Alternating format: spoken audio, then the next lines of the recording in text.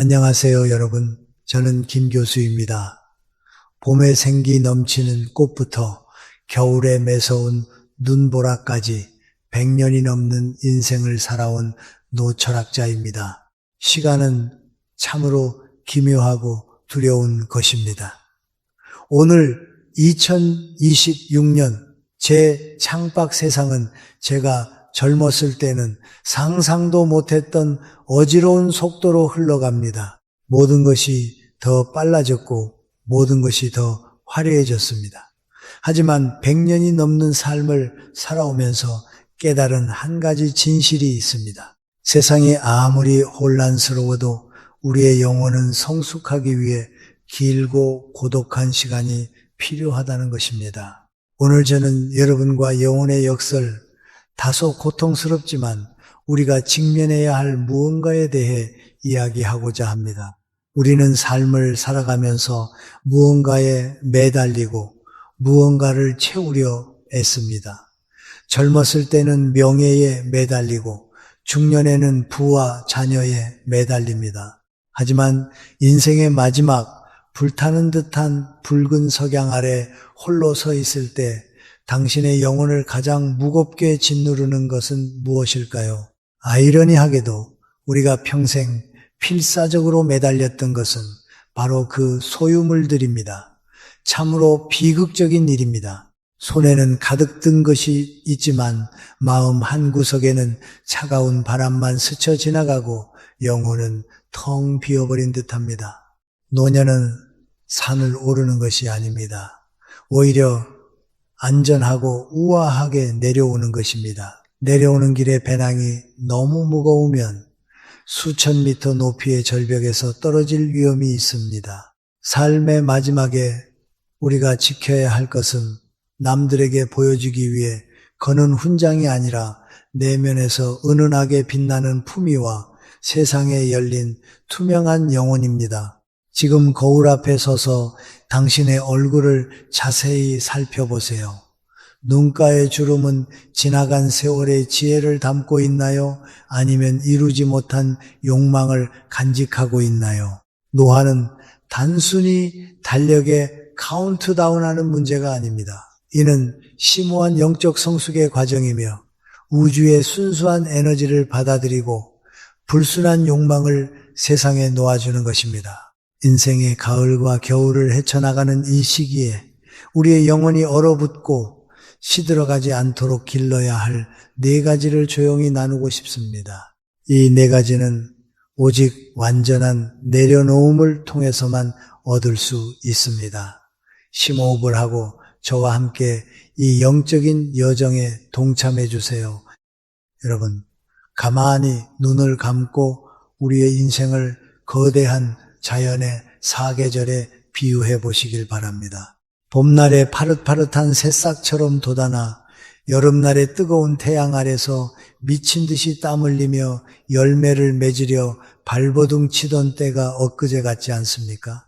그런데 어느덧 정신을 차려보니 우리 인생의 시계는 가을의 끝자락, 낙엽이 뒹구는 쓸쓸한 초겨울의 문턱에 서 있습니다.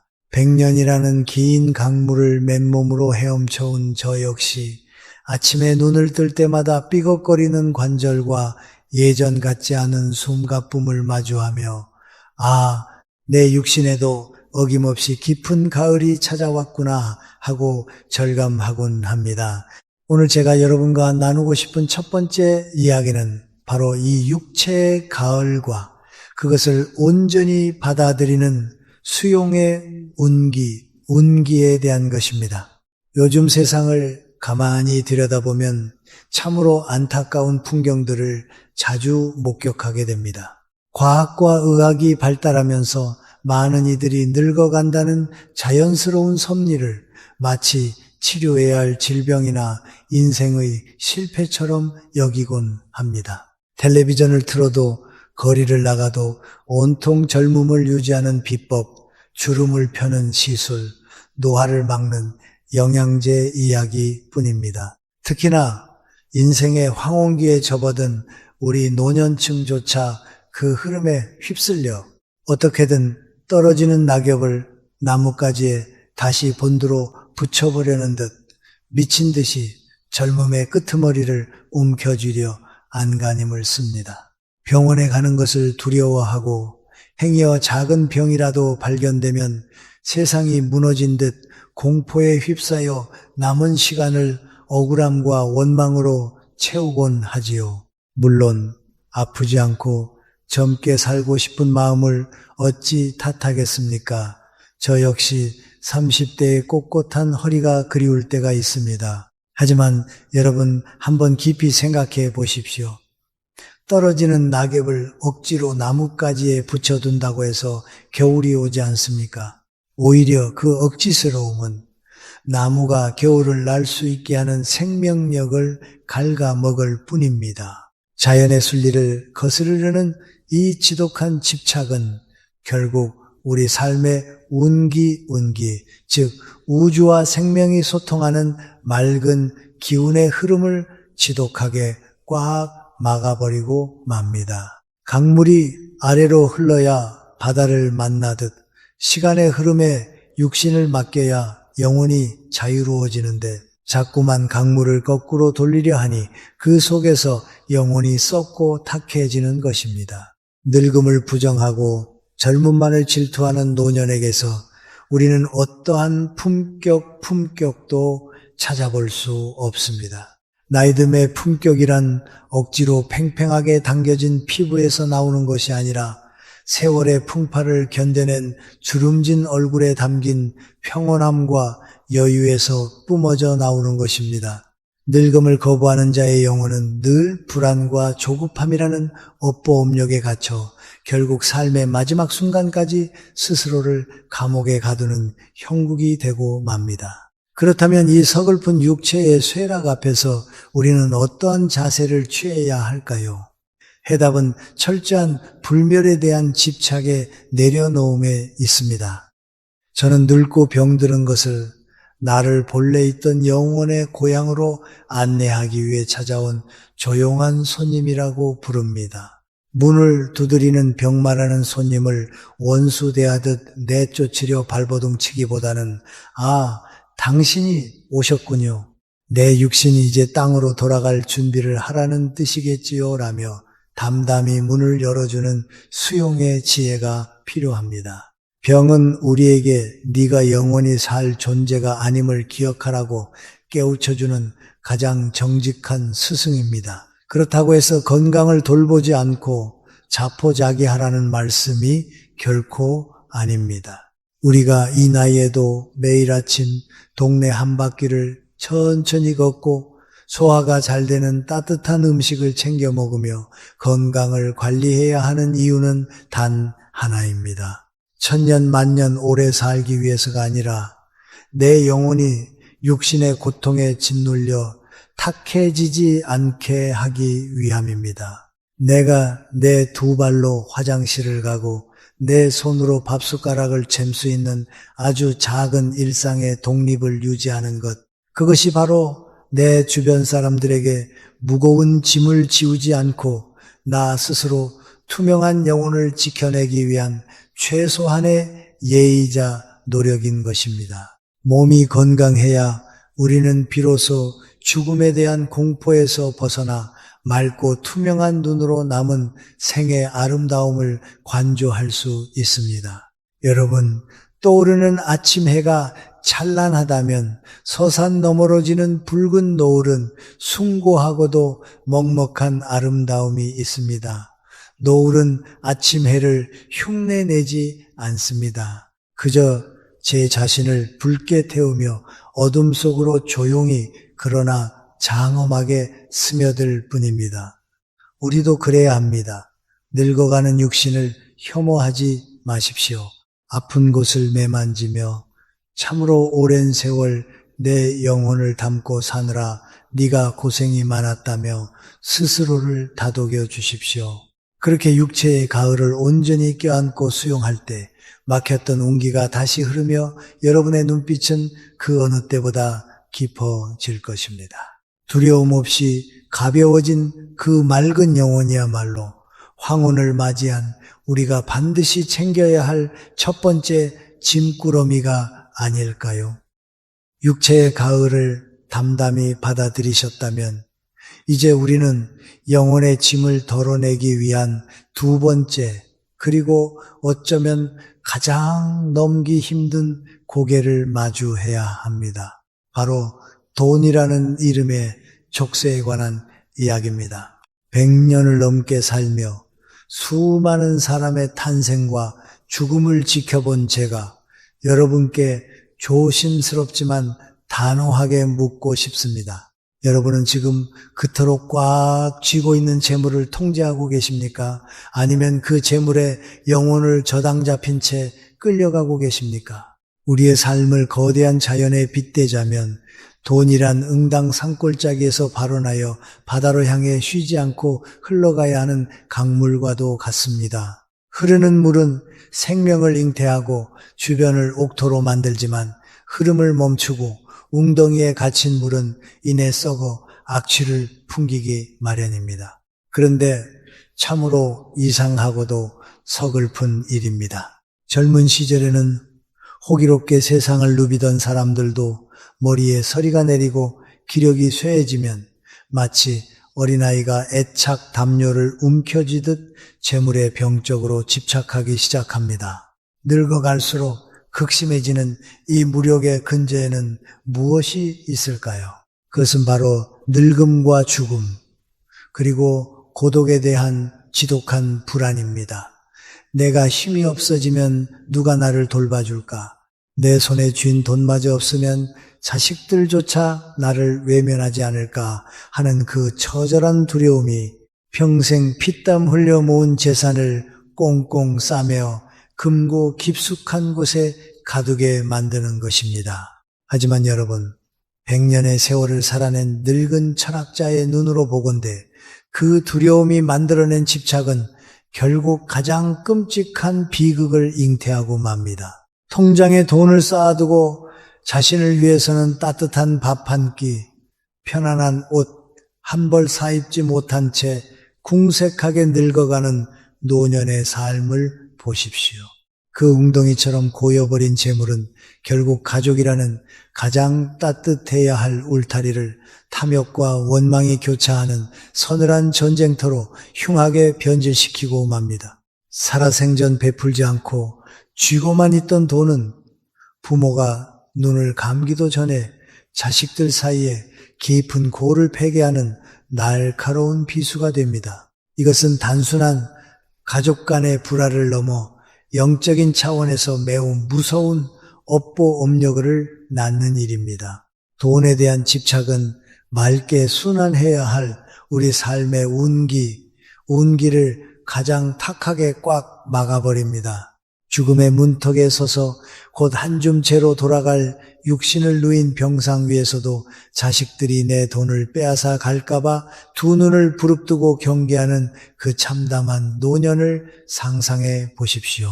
육신은 죽어가는데 영혼은 금고, 주변을 맴도는 지방령처럼 물질의 노예가 되어버린 그 모습에서 노년이 지켜내야 할 품격은 그 어디에서도 찾아볼 수 없습니다. 탐욕에 찌든 영혼은 결코 가벼워질 수 없으며 무거운 영혼으로는 저 평온하고 아름다운 영혼의 세계로 건너갈 수 없는 법입니다. 그렇다면 이 서늘한 탐욕의 굴레에서 벗어나 고인물을 다시 흐르는 강물로 만들기 위해 우리는 무엇을 내려놓아야 할까요? 해답은 물질을 대하는 우리의 태도를 완전히 뒤집는 것에 있습니다. 먼저 그 돈을 여러분 자신을 위해 기꺼이 그리고 지혜롭게 쓰십시오. 자식을 위해 남겨주겠다는 핑계로 스스로를 학대하지 마십시오. 여러분이 모은 돈은 여러분이 노년에 누려야 할 당당한 자립과 존엄을 위해 쓰여야 합니다. 아프면 좋은 병원에 가서 질 높은 치료를 받고 누군가의 도움이 필요하면 기꺼이 비용을 지불하여 도움을 청하십시오. 그것이 자식들에게 무거운 짐을 지우지 않는 진정한 배려이며 여러분 스스로의 품격을 지키는 길입니다. 그리고 나아가 재물을 흐르게 하십시오. 내가 움켜쥔 손을 펴면 그제야 내 손 안에 갇혀있던 재물은 누군가에게 생명수가 되어 흘러갑니다. 차가운 죽음의 손으로 남겨주는 유산보다 살아 숨쉬는 동안 따뜻한 체온이 담긴 손으로 나누어 주는 것이 100배, 1000배 가치 있는 일입니다. 그것이 자식을 위한 정당한 나눔이든 혹은 사회의 그늘진 곳을 향한 작은 기부이든 상관없습니다. 나눔은 내 재산이 줄어드는 상실의 과정이 아닙니다. 그것은 내 영혼에 엉겨붙은 탐욕의 찌꺼기를 씻어내는 가장 거룩한 정화의 의식입니다.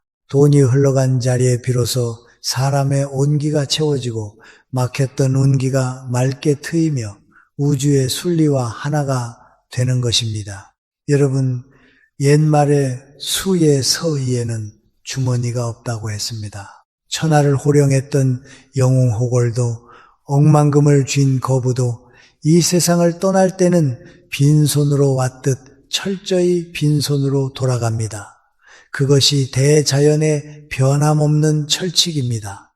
우리가 마지막 여행을 떠나는 날, 우리를 가볍게 하늘로 띄워 올려줄 수 있는 것은 통장에 찍힌 영광스러운 숫자가 아니라 물질에 대한 집착을 온전히 내려놓고 텅 비워낸 투명한 영혼뿐입니다. 지금 여러분의 주먹을 꽉 쥐고 있는 그 불안과 두려움을 이제 그만 조용히 흐르는 강물 위로 띄워 보내시길 바랍니다. 재물이라는 무거운 배낭을 훌훌 벗어 던질 때 비로소 인생의 붉은 노을은 여러분의 얼굴을 가장 평온하고 아름다운 빛으로 물들여 줄 것입니다.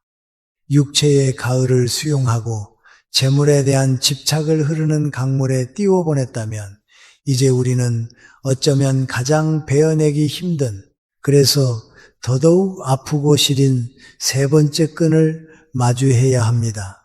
바로 혈육, 즉 자식과 가족에 대한 맹목적인 애착과 의존입니다. 우리네 인생을 가만히 돌아보면 젊은 시절에 우리는 마치 봄날의 대지를 뚫고 나온 억센 뿌리 같았습니다. 비바람이 치고 눈보라가 몰아치는 거친 세상 속에서 오로지 내 자식 하나 굶기지 않고 번듯하게 키워내겠다는 일념 하나로 뼈가 부서져라 일하며 살아왔지요.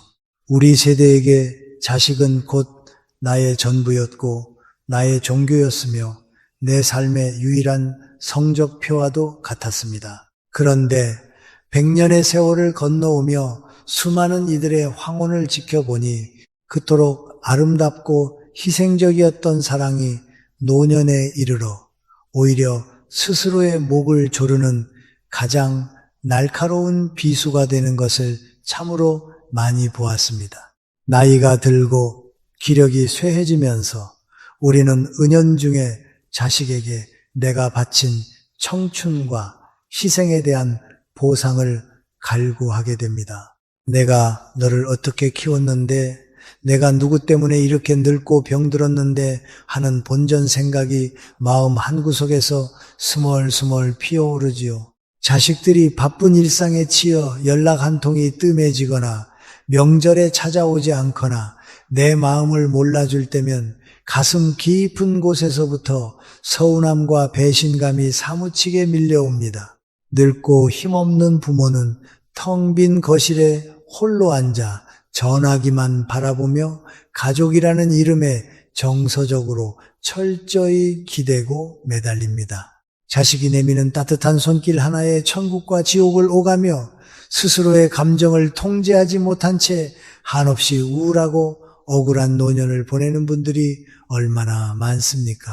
하지만 여러분, 노년의 이 지독한 섭섭함과 원망은 영적인 차원에서 볼 때 참으로 무섭고 파괴적인 업보 업력을 만들어냅니다. 자식을 향한 집착과 섭섭함은 맑고 투명하게 비워져야 할 우리의 영혼을 탁한 원망의 사슬로 꽁꽁 묶어버립니다.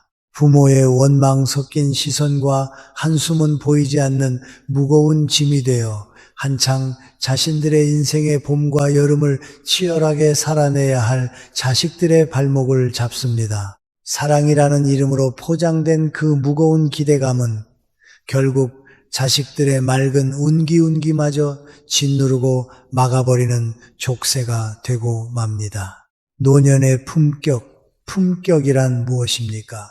그것은 모든 것을 내어주고도 아무것도 바라지 않는 거목주무의 의연함입니다. 그런데 자식의 애정에 기대어 칭얼거리는 노년은 스스로 그 품격을 깎아내리고 영혼을 유아기로 퇴행시키는 것과 다름없습니다. 집착에 얽매인 영혼은 결코 자유롭게 이승의 삶을 갈무리할 수 없으며 저 무한한 우주의 순리로 돌아가는 길목에서 길을 잃고 헤매게 될 뿐입니다. 그렇다면 이 서글픈 감정의 굴레에서 벗어나 나와 자식 모두의 영혼을 자유롭게 하려면 어떻게 해야 할까요? 저는 감히 여러분께 거리를 두는 사랑을 실천하라고 말씀드리고 싶습니다. 나무가 가을이 되어 열매를 맺으면 그 열매를 가지 끝에 영원히 매달아 두지 않습니다. 열매가 스스로 떨어져 새로운 땅에 뿌리를 내리도록 미련 없이 놓아주는 것, 그것이 대자연의 위대한 순리입니다. 자식은 내 소유물이 아닙니다. 그들은 나라는 나무를 빌려 잠시 머물다 자신만의 숲을 이루기 위해 떠나야 하는 독립된 우주입니다. 이제 여러분의 가정을 자식을 품어 기르는 숨막히는 인큐베이터나 그들을 영원히 가둬두려는 새장으로 만들지 마십시오. 대신 비바람을 피해 잠시 쉬어갈 수 있는 크고 넉넉한 나무 그늘 같은 안식처로 남겨두십시오. 자식들이 찾아오면 환한 미소로 품어주고 그들이 자신의 삶을 향해 다시 떠나갈 때는 가벼운 발걸음으로 나설 수 있도록 뒤에서 묵묵히 손을 흔들어 주어야 합니다. 너희들은 너희들의 삶을 살아라. 에비에미는 여기서 우리끼리 잘 지내마. 이 담담하고 든든한 한마디야말로 자식에게 물려줄 수 있는 가장 위대한 영적 유산입니다. 여러분, 인간이 도달할 수 있는 가장 아름답고 절대적인 성숙은 인생의 황혼에 이르러 누구에게도 기대지 않고 오롯이 내 영혼의 두 발로 홀로 서는 것입니다. 자식이 내 빈자리를 채워주기를 기대하지 마십시오. 노년의 외로움은 누군가 채워주어야 할 결핍이 아니라 내 안에 깊은 우물을 들여다보고 영혼을 투명하게 정화할 수 있는 고요하고 거룩한 시간입니다. 배우자에게도 자식에게도 정서적인 탯줄을 과감히 끊어내야 합니다. 오로지 나 자신과 대면하며 내 영혼의 밭을 일구는 일에 남은 에너지를 쏟아야 합니다. 저녁 노을이 아름다운 이유는 누군가의 빛을 빌려서가 아니라 스스로 남아있는 모든 열기를 태워 찬란한 붉은 빛을 토해내기 때문입니다. 홀로 설 수 있을 때 비로소 우리의 운기는 세상의 작은 흐름에 흔들리지 않고 거대한 우주의 호흡과 하나가 됩니다. 사랑하되 집착하지 않고 보듬되 얽매이지 않는 그 서늘하고도 숭고한 내려놓음, 그것이야말로 100년을 살아본 제가 깨달은 투명한 영혼으로 가는 가장 아름다운 세 번째 길입니다. 육체의 가을을 담담히 받아들이고 재물의 강물을 미련 없이 흘려보내며 혈육이라는 무거운 애착의 끝마저 지혜롭게 풀어내어 마침내 온전한 영혼의 독립을 이루셨습니까? 참으로 훌륭하고도 눈물겨운 여정입니다. 하지만 그 모든 것을 내려놓고 홀로 선 영혼의 빈자리에는 필연적으로 뼛속까지 시린 고독의 바람이 불어오기 마련입니다. 오늘 제가 여러분과 나눌 네 번째 이야기는 바로 그 서늘한 정막을 따뜻하게 감싸 안아줄 내 영혼을 비추는 맑은 거울인 참된 벗에 관한 이야기입니다. 가만히 눈을 감고 지나온 세월을 돌이켜 보십시오. 우리의 젊은 날은 한여름의 무성한 숲처럼 참으로 시끄럽고 빽빽했습니다. 얄팍한 명함 한 장에 수많은 인연이 얽혀 있었고 밤늦도록 술잔을 부딪히며 세상을 다 가질 듯 호연지기를 논하던 무리들이 늘 주변을 서성였지요. 하지만 인생의 가을을 지나 겨울의 문턱에 서면 그 무성했던 잎사귀들은 매서운 설이 한 번에 속절없이 떨어져 나갑니다. 함께 젊음을 불태우던 이들은 하나둘 세상을 떠나거나 병석에 눕고 전화기는 며칠씩 무거운 침묵을 지킵니다. 현관문을 두드리는 발걸음 소리마저 잦아들 때 우리는 비로소 절대적인 고독이라는 거대한 빙벽 앞에 벌거벗은 채 서게 되는 것입니다. 이 무거운 정막을 견디지 못하고 많은 노년들이 영적인 길을 잃고 맙니다. 늙어가는 자신의 모습이 초라하게 느껴져 어떻게든 세상과 연결되어 있다는 얄팍한 위안을 얻고자 무의미하고 소란스러운 관계에 필사적으로 매달리는 것이지요. 속에도 없는 남의 험담을 늘어놓는 모임에 기웃거리거나 상처만 남기는 독이 되는 관계인 줄 알면서도 혼자가 되는 것이 두려워 억지로 그 썩은 동아줄을 부여잡곤 합니다. 그러나 여러분, 텅 빈 위장을 채우려 들이킨 바닷물이 오히려 타는 듯한 갈증을 부르듯 영혼의 결이 맞지 않는 군중 속에서의 억지스러운 어울림은 우리의 정신을 더욱 처참하게 고갈시킵니다. 남의 시선과 평가에 얽매여 억지 웃음을 짓고 행여 무리에서 떨어져 나갈까 노심초사하는 노년의 모습에서 어찌 우주의 맑은 운기가 흐를 수 있겠습니까? 그것은 스스로 노년의 품격을 진흙탕 속에 내던지는 일이며 맑고 가벼워져야 할 영혼을 불신과 피로감이라는 무거운 업보음력으로 짓누르는 어리석은 집착일 뿐입니다. 100년의 세월을 건너오며 제가 온몸으로 깨달은 진리는 이것입니다.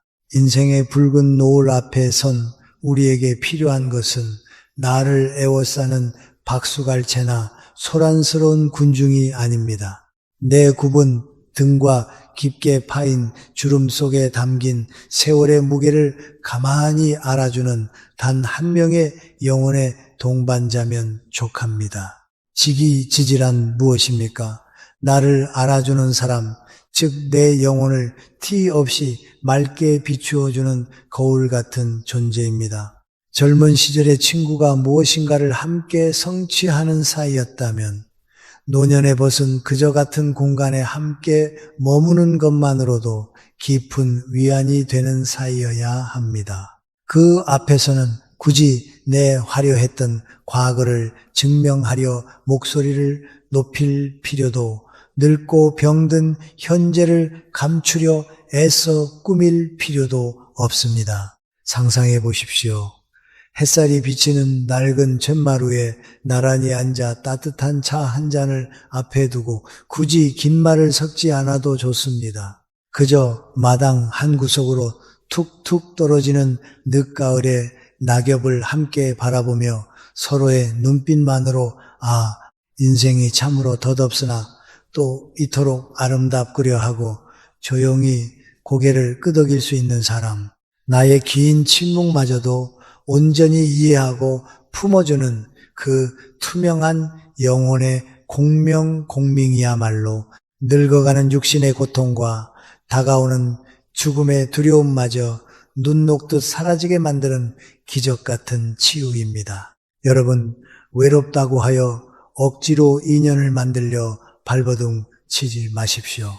대신 먼저 여러분 자신의 영혼을 투명하고 맑게 닦아내십시오. 스스로 고독을 즐길 줄 아는 단단함을 갖추고 내 안의 운기가 맑게 흘러 품격이 깃들면 굳이 소리쳐 부르지 않아도 그 맑은 향기를 맡고 나와 결이 같은 영혼이 자연스레 곁으로 다가오게 마련입니다. 인생의 매서운 겨울바람을 막아줄 든든하고 따뜻한 외투 한 벌. 그것이 바로 주파수가 맞는 참된 지기입니다. 그런 친구 한 사람만 곁에 있다면 여러분의 남은 여정은 결코 쓸쓸하지 않은 더없이 풍요롭고 투명한 영혼의 산책길이 될 것입니다. 여러분 참으로 긴 시간 제 넓고 투박한 이야기에 깊이 귀 기울여 주셔서 진심으로 고맙습니다. 이제 길었던 영혼의 산책을 서서히 마무리할까 합니다. 여러분, 생성과 사슬란 과연 무엇이겠습니까? 100년이라는 긴 강물을 따라 흘러와 마침내 망망대 해 앞에 서보니 태어남이란 우주가 잠시 내게 흙과 물을 빌려주어 생명의 옷을 입힌 것이요.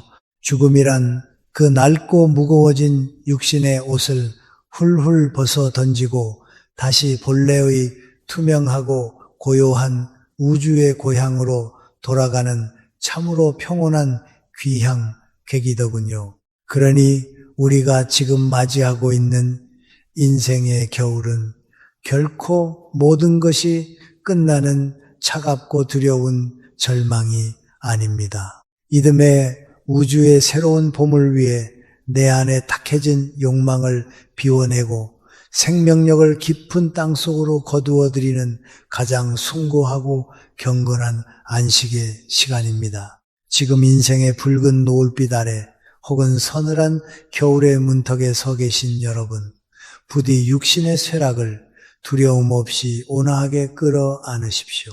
꽉 움켜쥐었던 재물을 조용히 흘려보내고 핏줄에 얽매였던 무거운 애착의 끈마저 지혜롭게 풀어내십시오. 그리고 여러분의 맑은 고독을 가만히 비추어줄 단 한 사람의 지기 찌지와 함께 이 고요한 계절의 섭리를 온전히 누리시길 바랍니다. 두 손은 텅 비워 가장 가볍게 만드시고 그 비워진 가슴 속에는 우주의 맑은 운기원이만을 가득 채워 노년의 고귀한 품격을 완성하십시오. 그리하여 훗날 대자연이 이제 그만 돌아오라며 조용히 문을 두드리는 날, 여러분의 영혼이 그 어떤 미련이나 회한 한 점 없이 저 맑은 겨울 하늘의 별빛처럼 한없이 투명한 영혼으로 빛나며 웃으며 눈 감을 수 있기를 진심으로 기원합니다. 마지막까지 여러분의 남은 여정에 따뜻한 축복이 함께하기를 바랍니다. 부디 평안하시고 오늘 하루도 여러분의 영혼이 한 점 더 성숙해지는 아름다운 날이 되기를 늙은 철학자가 두 손 모아 기원합니다. 감사합니다.